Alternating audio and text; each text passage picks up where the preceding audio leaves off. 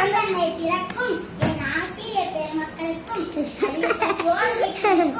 என் நண்பர்களுக்கும் இனிய காலை வணக்கம். விடாமுயற்சி சாதனையின் ஆணிவேர். விடாமுயற்சி வெற்றி பெற்று தரும் என்பதில் சந்தேகமில்லை. உண்மையை சொன்னால் வெற்றிக்கும் தோல்விக்கும் உள்ள வித்தியாசமே விடாமுயற்சிதான். சாதனையாளர்கள் பிறப்பதில்லை, உருவாக்கப்படுகிறார்கள். விடாமுயற்சி சாதனையாளர்களை உருவாக்கின்றது.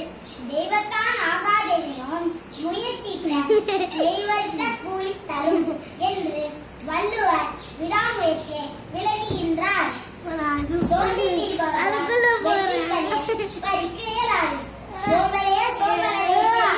விடாமுயற்சியாளரே வெற்றி கொடியை நாட்டுகிறார். முடியும் வரை முயலுங்கள் என்று ஏன் கூறுகிறார்கள்? நம்மால் முடிந்தவரை என்பது அதன் பொருள் அல்ல. நாம் எண்ணிய செயல் முடியும் வரை, அதாவது வெற்றி பெறும் வரை என்பது அதன் பொருள். தடைகளையும் தோல்விகளையும் கண்டு தளராது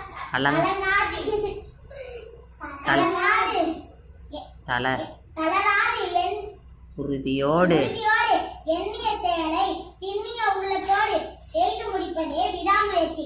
விடாமுயற்சி விடை பெறுமே பயிற்சி.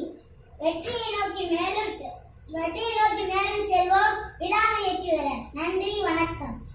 நன்றா, வணக்கம். போட்டு எடுத்துட்டாங்கடா.